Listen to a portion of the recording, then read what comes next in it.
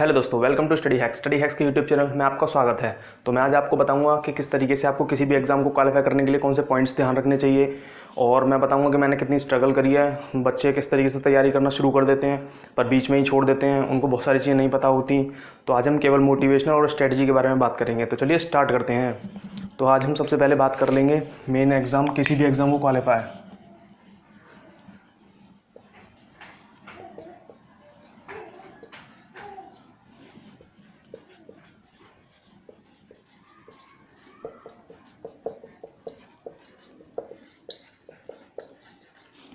To qualify any exam, any government exam, mainly हम target करेंगे UPSI को,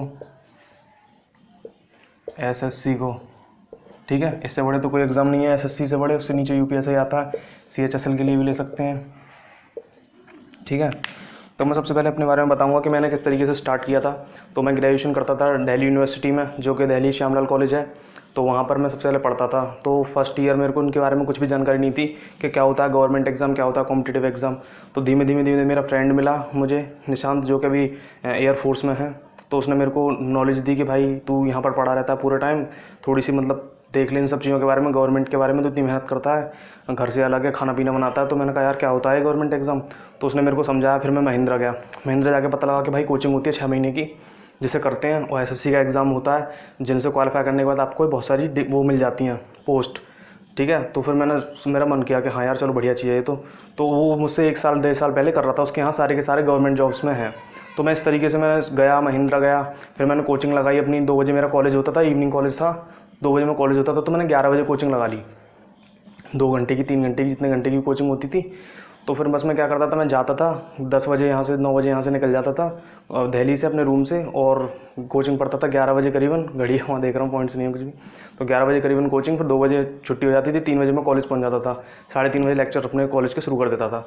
तो इतने में बस मैं भागा दौड़ी करता था। मेरे को कुछ भी पता नहीं था। सर आ रहे हैं, परसेंटेज पढ़ा रहे हैं, क्या होता है परसेंटेज, हाँ समझ रहा हूँ, 100% ये फलाना दिमाग का पढ़ता जा रहा हूँ। मुझसे कई अच्छे खासे एक्सपीरियंस बंदे थे, वो कुछ भी नहीं, बस वो अपना आते थे। सर कुछ लिखते भी नहीं थे, उनके सारे नोट्स बने पड़े थे। मैंने कहा यार बड़े होशियार हैं बंदे। तो केवल क्वेश्चन सर ने लिखवाया और वो सॉल्व करके दिखा देते थे कि भाई ये आंसर ये रहा। सर पहले ही बता देते थे। मैंने कहा भाई तुम इतना एडवांस कैसे हो, कि कब से तैयारी कर रहे हो? कि भाई मेरे को 1 साल हो गया। मैंने कहा भाई क्या मतलब इतना ज़्यादा अच्छा होता है? तो मैं तो उनके सामने कुछ भी फाइट ही नहीं कर सकता था। मैंने कहा यार मेरा तो बहुत ज़्यादा डाउन है। तो फिर मैं इसी तरीके से 2 महीने तक लगा रहा, भागा दौड़ी। मेरे को पता ही नहीं था क्या हो रहा है। सर आ रहे हैं, पॉलिटी पढ़ा रहे हैं, कोई लेवल ही नहीं है। क्वेश्चंस मतलब पॉलिटी में से कौन से क्वेश्चंस पूछे जाएंगे, उन्हें खुद कुछ पता नहीं है। उसमें पॉलिटिक्स में घुस रहे हैं कि मोदी ऐसा है, मोदी वैसा है। पता नहीं यार, 2-2 घंटे तक टाइम वेस्ट कर रहे हैं बच्चे का। जो पॉइंट्स उन्हें लिखवाने चाहिए, जिससे बच्चे को क्वेश्चन एग्जाम में जो क्वेश्चन उसे मार्क करने चाहिए, वैसा कोई क्वेश्चन था ही नहीं सर के पास। सर बस केवल उन्हीं सब चीज़ों को लेके बताए जा रहे थे, और हमें क्या पता, हमें तो कुछ पता ही नहीं था ना। हम तो फ्रेशर थे, हमें क्या पता भाई कौन सा क्वेश्चन क्या, बस वही पढ़ रहे हैं हम। मोदी के गुण गा रहे हैं, दूसरा टीचर आएगा तो मोदी को बुरा भला कह रहे हैं, बस इसी में रह जाते हैं। फिर कुछ ने कहा कि भाई इन सब चक्कर में मत पढ़, तू खुद पढ़ और खुद देख के स्ट्रेटेजी के से रिलेटेड क्वेश्चंस देख, खुद एनालिसिस कर। तो भाई फिर मैंने उसकी बात पर गौर नहीं किया। मैंने कहा सर से बढ़िया क्या होगा। तो सर पढ़ा दे रहे। फिर मैंने 2-3 महीने कोचिंग करी, फिर 3 महीने कोचिंग छोड़ दी। जनवरी करी थी, और भाई बहुत ज़्यादा दिक्कत होती थी। उसके बाद फिर मैंने कोचिंग छोड़ दी। फिर मैंने कहा यार कोचिंग का छोड़ दी। फिर 3rd ईयर में आ गया मैं। 3rd ईयर के स्टार्टिंग में फिर मैंने फिर से कोचिंग ज्वाइन करी। महिंद्रा का पास होता है ना, उस पर दोबारा रीज्वाइन ले सकते हैं पैसे देके, थोड़े से 500 रुपये, तो आपके पैसे वेस्ट नहीं होते। तो फिर मैंने 6 बजे की कोचिंग ज्वाइन कर ली। ठीक है, 7 बजे से लेकर 9 बजे तक का बैच होता था। तो फिर मैंने सुबह 5 बजे उठ जाता था, और फिर मैं मतलब नहा के धो के तैयार होकर और सीधे कोचिंग चला जाता था। सुबह फिर से मैंने भागा दौड़ी शुरू कर दी। फिर अच्छे सर मिले थोड़े, उन्होंने बहुत कुछ समझाया। हिस्ट्री पढ़ रहा था, और ज्योग्राफी पढ़ रहा था, रीजनिंग पढ़ रहा था। रीजनिंग में कुछ चीज़ें समझ में आ रही थी, मैथ में कुछ समझ में नहीं आ रहा था। भाई हो क्या रहा है ज़िंदगी के साथ, कुछ पता ही नहीं था। 2 महीने तक कोचिंग करी। फिर जाके मैंने कहा बहुत हुआ। फिर मैं सीधा अपने घर आया, ग्रेजुएशन कंप्लीट, घर आया, कोचिंग छोड़ दी बीच में। 2 महीने की कोचिंग करी, सब छोड़ दी बीच में ही, और फिर मैं घर आ गया। तो यार देख लेना, आप सब लोग समझो कि पका रहा है भाई बंदा, पर सीरियसली मैंने फेस किया है। और उन बंदों के लिए बहुत ज़्यादा हेल्पफुल रहेगी ये वीडियो, जो बंदे स्टार्ट कर रहे हैं बिल्कुल अपना, मतलब बिगिनिंग कर रहे हैं अपनी। ठीक है, और जो बच्चे मिडिल में जो प्रिपरेशन कर चुके हैं, वो भी एक बार सुनना, तो उनके लिए बहुत बेनिफिट होगा। और जो बच्चे कर रहे हैं वो तो प्रैक्टिस सेट लगा ही रहे होंगे, फिर उनके तो मज़े हैं। तो भाई फिर उनके लिए भी ये वीडियो बहुत इंपॉर्टेंट है, जो एकदम बिगिनिंग करना चाहते हैं और कितनी स्ट्रगल होती है, सब ध्यान रखना। क्योंकि आपने वीडियोज़ में सुना होगा, जो वर्दी लेके घूमते हैं यूपीएसआई की, भाई कहते हैं 8 से 10 घंटे पढ़ लिया, हो गया मेरा तो। पर भाई 8 से 10 घंटे पढ़ के ना कुछ भी नहीं होता। 8 से 10 घंटे में आप मैथ्स के एक टॉपिक को अगर ढंग से पढ़ दोगे ना तो 3-3 4-4 घंटे पता नहीं लगते कहाँ चले आते हैं। तो बस ये सब फालतू की बातें हैं उनकी, कोचिंग को प्रमोट कर देते हैं वो 8 से 10 घंटे, कोचिंग के नोट्स ले लो भाई, कोचिंग की प्रमोशन हो जाती है उनकी। तो रियलिटी ये नहीं है, रियलिटी ये है कि भाई सच में 12-12 घंटे तक पढ़ना पड़ता है, तब जाके कुछ टॉपिक्स क्लियर होते हैं, तब जाके तुम्हें पता चलता है कि हाँ ये है रियलिटी। तो सही है, फिर मैं घर आ गया, घर आने के बाद फिर मैंने सारी चीज़ों को समझा कि भाई SSC क्या है, UPSI क्या है, CHSL क्या है, और फिर ये सब है क्या। और फिर मैं उसके बीच में मैं CHSL का पेपर दे के आ चुका था जिसमें मैं कुछ समझ में नहीं आया क्या है।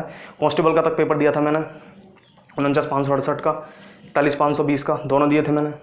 एक रिजेक्ट हुआ था, फिर दोबारा पेपर देने गया था, कुछ होश नहीं था उसमें, मेरे को क्वेश्चन नहीं बन रहे थे। मैंने कहा भाई क्या है ये, मेरा लेवल क्या है, मैं कौन हूँ।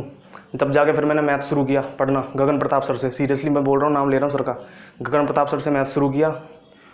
और अब मैं एग्जामपुर से पढ़ रहा हूँ, ठीक है, अभी भी मैं खुद पढ़ रहा हूँ एग्जामपुर से, और गगन प्रताप सर से भी पढ़ रहा हूँ, दोनों से पढ़ रहा हूँ। तो फिर मैंने सब कुछ एनालिसिस करने के बाद मेरे को पता चला कि यार ये सब चीज़ें होती हैं, बहुत ज़्यादा एडवांस होता है, तब जाके तुम क्वालिफाई कर पाओगे, क्योंकि क्वेश्चंस का लेवल वो नहीं है जो बच्चों वाला है, लिखवा देते हैं ना सर कि 10%, 20% प्लस अपॉन ये कर लो, ऐसा कुछ नहीं होता भाई। परसेंट में खेलना होता है। जैसे होता है 9.09% बढ़ा दिया, फिर 11.101% हटा दिया, तो इनको तुरंत ही रेशियो में कन्वर्ट करके ऐसा सब कुछ करके माइंड कैलकुलेशन होती है सारी की सारी, तब जाके आप एग्जाम क्वालिफाई कर पाओगे। 1 मिनट में एक क्वेश्चन निकालना होता है, मैथ्स हो, रीजनिंग हो, चाहे कोई भी टॉपिक हो। तो उसके हिसाब से देखा जाए ना SSC के हिसाब से तो UPSI बहुत आसान है, बहुत, कोई भी इसमें कुछ भी नहीं है। अगर आप जी के तैयार कर लेते हो तो इसमें कुछ नहीं है, हलवा पेपर आएगा पूरा मैं बता रहा हूँ अभी भी। तो सही है, सबसे पहले अब आपको मैंने अपने बारे में बता दिया, मैं आपको बताता हूँ स्ट्रेटेजी क्या होनी चाहिए आपकी कि किसी भी एग्ज़ाम को क्वालिफाई करने के लिए। तो मैं इस चीज़ को 3 जगह में डिवाइड कर दूँगा। जो बच्चे फ्रेशर हैं, जो थोड़ी प्रिपरेशन कर चुके हैं,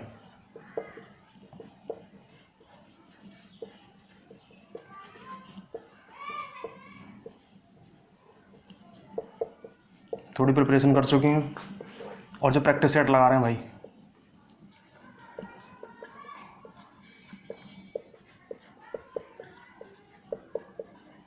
जिस भी एग्ज़ाम की, यानी मैंने 3 सेट में डिवाइड किया है। जो फ्रेशर हैं किसी भी एग्जाम से रिलेटेड हो सकते हैं, चाहे वो UPSI से हो, चाहे SSC हो, CHSL से हो, चाहे रेलवेज ग्रुप डी, कोई सा भी पेपर हो, ये तीनों के लिए, ग्रुप तीनों के लिए है।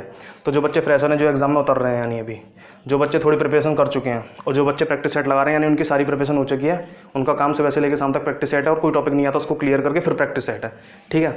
तो सबसे पहले फ्रेशर बच्चों का जानकारी मैं दूंगा चाहूँगा कि सबसे पहले भाई शांति से बैठो, अपने दिमाग में सारी टेंशन दूर करो, सारे सब्जेक्ट अलग करो, केवल ये सोचो कि हाँ तुम सीरियसली इस जॉब के लिए जॉब चाहते हो, क्या चाहते हो कि तुम उस जॉब में ट्रेनिंग करना चाहते हो। पहले देखो कि ट्रेनिंग में क्या क्या होता है, अगर आप उस चीज़ के लिए बने हो ना तो सच में उसमें चले जाओगे। आपके अंदर ये चीज़ें होनी चाहिए, जैसे एक इंसान के अंदर खुजली होती है। एग्जाम्पल देना चाहूँगा एल्बर्ट आइंस्टीन और निकोला टेस्ला का। तो ये 2 इंसान इतने पागल इंसान थे अपने सब्जेक्ट्स में लेके कि उन्होंने सब कुछ छोड़ दिया था, खाना पीना छोड़ दिया था, लड़की छोड़ दी थी, अपने घर छोड़ दिए थे, परिवार छोड़ दिए थे। निकोला टेस्ला मैं अपने सबसे बेस्ट साइंटिस्ट मानता हूँ निकोला टेस्ला को। वो कहीं भी बैठे रहते थे तो उनके दिमाग की पावर इतनी ज़्यादा हैवी थी कि वो अपने दिमाग में पूरी मोटर को रोटेट कर ये बता देते थे कि मोटर में यहाँ खराबी है, और अपनी डिज़ाइन को बैठे बैठे पार्क में क्रिएट कर देते थे और उसको घर आके एक उस पर बना लेते थे। तो क्या, यानी दिमाग में हमेशा वही चीज़ चल रही है जिसके से रिलेटेड वो काम कर रहे हैं। समझ रहे हो मेरी बात को? तो दिमाग में हमेशा आपके वो होना चाहिए जिससे रिलेटेड आपका चलता है। जैसे कुछ बंदे हैं उनके दिमाग में केवल लड़की चलती है, तो भाई लड़की की तरफ जाता है दिमाग, उनका रात भर जाता है। जहाँ तक कि बहुत सारी दिक्कतें भी सॉल्व करते हैं, दिक्कतें भी फेस करते हैं वो अपने साथ की, रात को उनका दिमाग में बस वही चीज़ रहती है। कुछ बंदे होते हैं जिनके दिमाग में स्पोर्ट्स से रिलेटेड होते हैं, तो भाई जिनको जिम 24 घंटे बस जिम, सुबह जिम, क्या खाना है, क्या डाइट लेनी है, उनको सब जिम से मतलब होता है। तो दिमाग हमारा उसी चीज़ पे ट्रेंड हो जाता है कि जिस चीज़ की उस इंसान में खुजली है। तो पहले तो उस खुजली को क्रिएट कर लो जो फ्रेशर्स हैं, कि हाँ भाई तुम इस चीज़ के लिए बने हो नहीं बने, सिलेबस देखो, और ये देखो कि ट्रेनिंग सेंटर में क्या होता है। वाकई में तुम्हारा मन करेगा नहीं करेगा ट्रेनिंग सेंटर में जाने के बाद कि वहाँ भी आप यही कुछ सोचते रहोगे कि यार गलत आ गया। सबसे पहले वो डिसाइड करो फ्रेशर्स। उसके बाद सिलेबस डिसाइड करो कि हाँ ये सिलेबस इतना है। बहुत सारी वीडियोस आपको मिलेंगी यूट्यूब पर कि क्या क्या सिलेबस में होता है, किसी ऐसे से ले समझना जो कि आपको ये बता सके कि हाँ सच में यही है, मुझे तुझे पढ़ना, इतनी ही मेहनत करनी है, और 10% 20% वाले क्वेश्चन को सॉल्व करके मत चले जाना भाई, नहीं तो तुरंत बाहर हो जाओगे, छट जाओगे। लाखों में सिलेक्शन होता है एक सीट के लिए, समझ रहे हो? तो ये हो गई फ्रेशर्स की बात। जो थोड़ी प्रिपरेशन कर चुके हैं भाई, तो उनके लिए कुछ नहीं है, वो प्रिपरेशन कर चुके हैं, उन्होंने ये सब एनालिसिस पहले ही कर चुका है। उनको क्या करना है कि प्रैक्टिस सेट, धीमे धीमे प्रैक्टिस सेट में घुसें और प्रिपरेशन को ये देखें कि वो कहाँ वीक हैं, खुद देखें कि हाँ मैं यहाँ वीक हूँ, यहाँ पे मेरा गड़बड़ हो सकता है। पहले उसे मजबूत कर लें एकदम हार्ड, और इतना हार्ड करना है कि समझ लो कोई भी आपके सामने ना टिक पाए, तभी आपका सिलेक्शन होगा। और जो प्रैक्टिस सेट लगा रहे हैं भाई, उनके लिए तो कुछ नहीं है, मज़े हैं, वो तो क्लास में जाते हैं, ले भाई सॉल्व है। पर वो अपने आप को ओवर कॉन्फिडेंस ना करें, उनके लिए बस मैं यही कहना चाहूँगा, क्योंकि कंपटीशन इतना ज़्यादा है कि गवर्नमेंट एग्जाम आप लोगों को ही हटाने के लिए सोचता है कि भाई इन बंदों को कैसे हटाया जाए जो कि पीछे वाले बंदे थोड़ा सा पिकअप कर सकें। तो समझ रहे हो, तो आपको हमेशा ही मोटिवेट होकर चलना है। तो ये हो गई सारे एग्जाम्स की बात। और मैं इसमें एक और मोटिवेशन वीडियो लाऊंगा जिससे कि बहुत सारे लोगों की प्रॉब्लम है, जिसमें प्रॉब्लम शेयर कर देता हूँ, जिसमें कि नेट फेल होता है। मैं मतलब कोई भी वैसी चीज़ नहीं बता रहा यार, नेट फेल होता है और बहुत सारी चीज़ें हैं जो कि लड़कियों से रिलेटेड हैं, और उनका जो ब्रेन कंसंट्रेशन पावर जो बहुत कम है, ये भी मैं आपको डिस्कस करूँगा। मेरे साथ भी ऐसा हो चुका है और मैं भी इन सब चीज़ों को फेस कर चुका हूँ, पर अब जाके सब कुछ ठीक हो रहा है, धीमे धीमे सब कुछ ठीक हो रहा है। तो मैं इन सब चीज़ों को डिस्कस करूँगा। ये मैं आपको एग्जाम्पल देता हूँ, ये किस चीज़ से रिलेटेड मैं बोलने जा रहा हूँ, ये मैं ब्रह्मचर्य से रिलेटेड बोलने जा रहा हूँ। आप अगर सोचते हो कि आपकी ब्रेन कम है और उनसे ज़्यादा कम है, मतलब वो उसको जल्दी हो जाता है, तो मैं नहीं होता, याद नहीं होता तुम्हें जल्दी, तुम्हें समझ में नहीं आता, भाई ये सब गलत है। एक बार जो मैं बताऊंगा ब्रह्मचर्य के बारे में, उसकी अगली वीडियो आएगी मोटिवेशनल से रिलेटेड। अगर आप ऐसा सब कुछ कर देते हो ना, तो भाई कुछ नहीं है, आप ही हो सबसे बेस्ट। और सबसे पॉजिटिविटी दिमाग में लेके चलो, आपका सिलेक्शन होगा। बस मेहनत से रिलेटेड चीज़ें हैं, ठीक है। तो बस आज की वीडियो में बस इतना ही, ठीक है। अगर आपको अच्छा लगा तो लाइक कर सकते हैं भाई। Bye bye.